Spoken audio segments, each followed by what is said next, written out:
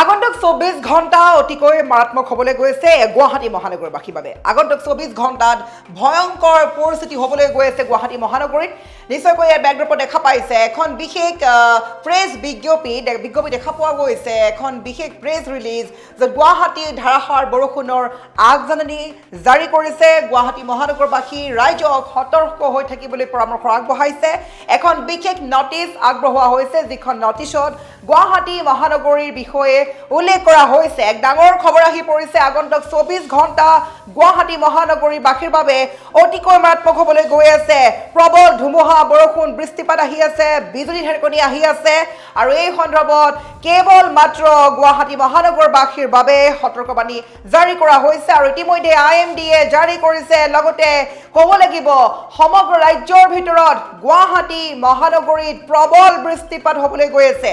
অনাগত 3 পৰা 4 দিন পৰ্যন্ত সেই একেই পৰিৱেশ থাকিব গুৱাহাটী মহানগৰীত, যিহেতু এজাক বৰষুণতে সমগ্ৰ মহানগৰ গৈ মহাসাগৰ হৈ যায়। আৰু সেইখন গুৱাহাটী মহানগৰীত আগন্তুক 24 ঘণ্টা অতিকৈ বিপদযুক্ত বুলি উল্লেখ কৰি এখন বিশেষ নটিচ জাৰি কৰা হৈছে, যিখন নটিচত দেখিবলৈ পোৱা গৈছে যে IMDয়ে আগন্তুক 3 পৰা 4 দিন পৰ্যন্ত গুৱাহাটী চহৰৰ বিভিন্ন প্ৰান্তত ঢেৰেকনি, লগতে ধাৰাসাৰ বৰষুণ, 24 ঘণ্টাত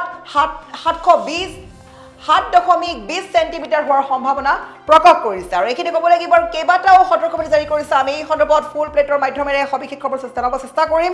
লগতে বাৰে বাৰে ক'ব লাগিব, এটা বিশেষ ৱেবছাইটো মুকলি কৰিছে, যিটো ৱেবছাইটৰ জৰিয়তে সজাগতাৰ বাবে বিভিন্ন আপডেট প্ৰেৰণ কৰা হ'ব। গতিকে গুৱাহাটী মহানগৰবাসীৰ বাবে অত্যন্ত গুৰুত্বপূৰ্ণ খবৰ, আগন্তুক 24 ঘণ্টাত সকলো ৰাইজ ঘৰৰ ভিতৰত থাকক। বিপদ ঘণ্টা বাজি আছে গুৱাহাটী মহানগৰবাসীৰ বাবে।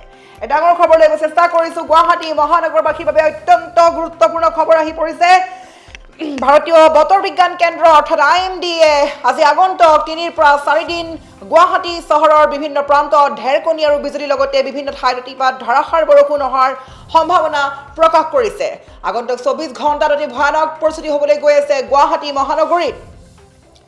বতৰৰ যি আগজাননী অনুসৰি অহা কেইটামান দিনত চহৰখনৰ বিভিন্ন ঠাইত বিজুলী, ঢেৰেকনি আৰু ধুমুহা বতাহ অহাৰ প্ৰবল সম্ভাৱনা আছে, যাৰ ফলত চহৰখনত কৃত্ৰিম বানপানীৰ সমস্যা বৃদ্ধি হোৱা, যান বাহনৰ চলাচল লেহেমীয়া হোৱা আৰু স্পৰ্শকাতৰ অঞ্চলসমূহত স্থানীয়ভাৱে ভূমিস্খলনৰ আশংকা বৃদ্ধি হ'ব পাৰে। আৰু পৌৰ কৰ্তৃপক্ষৰ অসম ৰাজ্যিক দুৰ্যোগ ব্যৱস্থাপনা প্ৰাধিকৰণে পৰিস্থিতি নিৰন্তৰ পৰীক্ষণ কৰি আছে, লগতে জৰুৰীকালীন সঁহাৰি ব্যৱস্থাসমূহ সাজু কৰি আছে।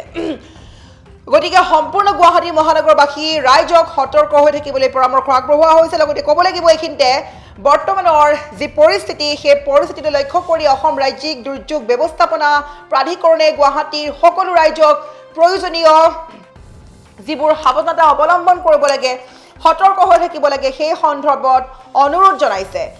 দৈনিক যাতায়াত কৰা লোকসকল, সেইসকলে খুব সতৰ্ক হ'ব লাগিব। যিকোনো মুহূৰ্তত নিম্নভূমি আৰু পাহাৰীয়া অঞ্চলত বসবাস কৰা বাসিন্দাসকলক বানপানী বা ভূমিস্খলনৰ যিকোনো লক্ষণৰ প্ৰতি সজাগ হৈ থাকিবলৈ কোৱা হৈছে। আৰু এইখিনি ক'ব লাগিব, পৰিস্থিতিৰ শেহতীয়া তথ্যসমূহ ASDMAৰ আনুষ্ঠানিক ৱেবছাইট www.asdma.assam.gov.in/resource/assam weather forecast আৰু ছ'চিয়েল মিডিয়া হেণ্ডেলত সময়ে সময়ে জনসাধাৰণৰ সজাগতাৰ বাবে আপডেট কৰা হ'ব। গতিকে ৰাইজক চৰকাৰী বতৰৰ আপডেটৰ প্ৰতি লক্ষ্য ৰাখিবলৈ আৰু বৰষুণৰ এই দীৰ্ঘকালীন সময়ছোৱাত সুৰক্ষিত হৈ থাকিবলৈ স্থানীয় কৰ্তৃপক্ষই জাৰি কৰা নিৰ্দেশনাসমূহ পালন কৰিবলৈ আহ্বান জনাইছে। আৰু আমি এই মুহূৰ্তত ক'ব লাগিব, গুৱাহাটী মহানগৰবাসীৰ বাবে অত্যন্ত গুৰুত্বপূৰ্ণ খবৰ। আগন্তুক 24 ঘণ্টাত বিপদ ঘণ্টা বাজিবলৈ গৈ আছে। আগন্তুক 24 ঘণ্টাত ভয়ানক পৰিস্থিতি হ'বলৈ গৈ আছে।